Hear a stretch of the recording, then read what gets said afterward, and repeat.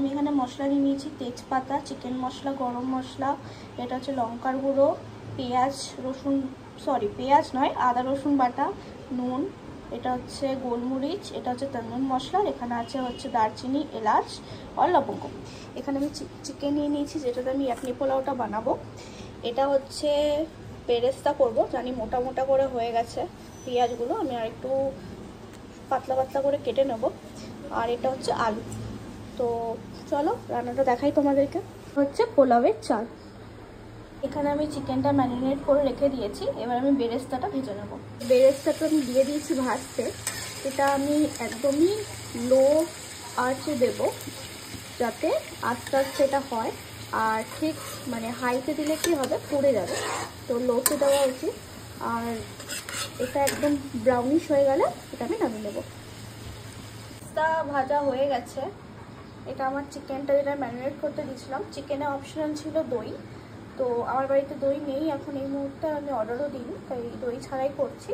আর যদি তোমরা চাও তো একটুখানি ধনেপাতাও অ্যাড করতে পারো, আমার কাছে এখন এই মুহূর্তে নেই ধনেপাতাটা তাই আমি দিচ্ছি না। তো আমি এখানে ডেকচি বসিয়ে দিয়েছি আর একটুখানি ঘি দিয়ে দিয়েছি, এবার জল দিয়েছি এর মধ্যেই আমি এই চিকেনটা এখন সেদ্ধ করতে দেবো। 5 মিনিট হয়ে গেছে বয়েল করতে দেওয়া। এবার আমি আলুটা এখানে অ্যাড করবো, বিকজ চিকেনের সাথে যদি আলু দিতাম না তো ওটা হতো না। এখন এটা নামাতেই পারছি না।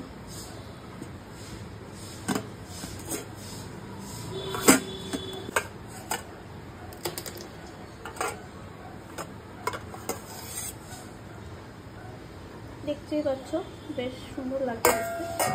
তো এই যে আলুটা দেওয়া ছিল ওটা আমি এখানে অ্যাড করবো।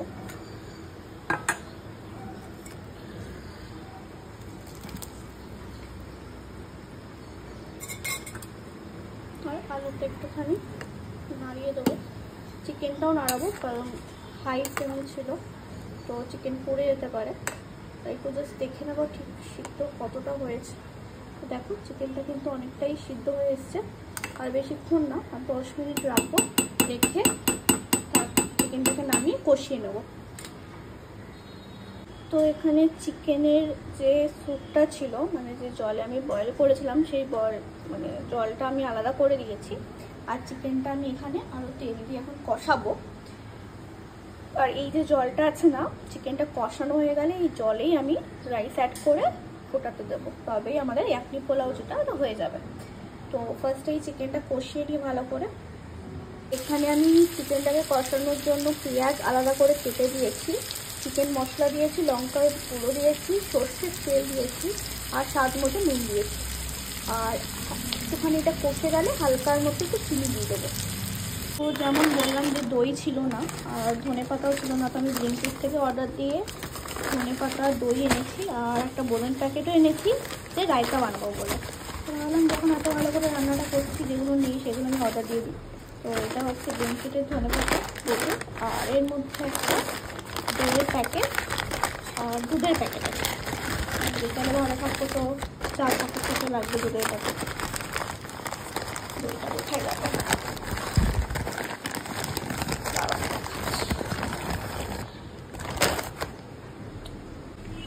আর এখানে আমি একটা টমেটো অ্যাড করেছিলাম আর 3টে কাঁচা লঙ্কা অ্যাড করেছি ঝালের জন্য, চিনি দিয়ে দিয়েছি।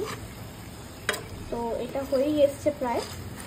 তো দইটা আর দেবো না কারণ যেহেতু দুই আর দই অ্যাড করবো না, দইটা আমি রায়তাতেই ইউজ করবো, ধনে পাতাটা আমি দেবো। চিকেনটা হয়ে গেছিলো ভালো করে কষানো, তো এর মধ্যে আমি চাল দিয়ে দিয়েছি, আর এই যে স্টু যে জলটা ছিল ওটা আমি দিয়ে দিয়েছি। এবার আমি কতক্ষণ 10 মিনিট রাখবো চাপা দিয়ে, হয়ে যাওয়ার পর বেরেস্তা আর ধনেপাতা দিয়ে আমি নামিয়ে দেবো। ততক্ষণ চলো রায়তাটা বানিয়ে নেওয়া যাক। এটা কিন্তু আমি কোনো প্রমোশন করছি না মিক্সো, তো এই দইটা দিয়ে দেবো এর মধ্যে, আর সাথে বোধের প্যাকেটটা কাটা নেই, দাঁড়াও কাটতে হবে, প্যাকেট কেটে নিয়েছি, তো বোধটা অ্যাড করবো।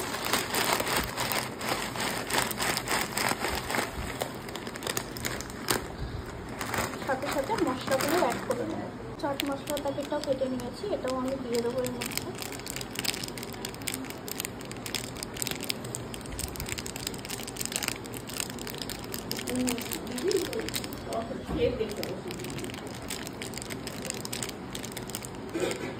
এর মধ্যে লঙ্কার গুঁড়ো আর ধনে পাতা দিয়ে দিয়েছি, মিক্স করে নেবো ভালো করে।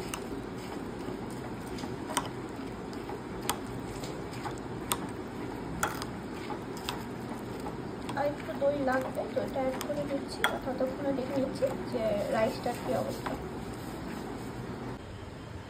তো এটা মেবি কমপ্লিট হয়ে গেছে, তো দেখে নেব।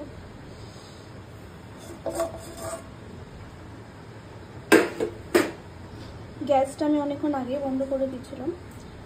এবার এই ধনে পাতা আর বেরেস্তা এটা করে রেখেছিলাম, ওটা দিয়ে দেবো এর ওপর দিয়ে।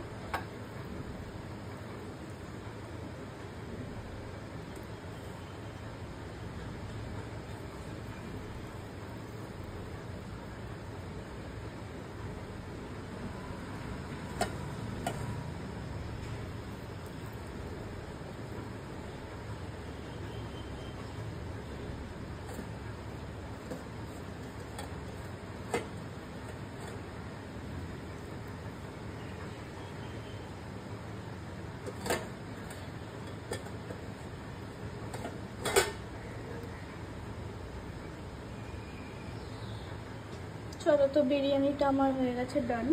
ইয়াকনি পোলাওটা ডান, বাট একটুখানি গলে গেছে। তো দেখতে তো খুব ভালোই লাগছে, জানি না খেতে কেমন হবে।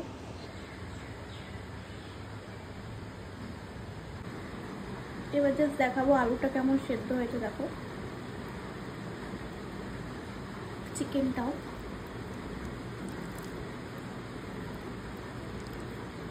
যেহেতু গরম আর হাড্ডি আছে, সেটা মানে ধরতে পারছি না আমি, বাট চিকেনটাও ভালোই সেদ্ধ হয়েছে। ইয়াকনি পোলাওটা গলে গেলেও খেতে কিন্তু খুব ভালো হয়েছিল। নেক্সট ভিডিও দেখা হচ্ছে, বাই।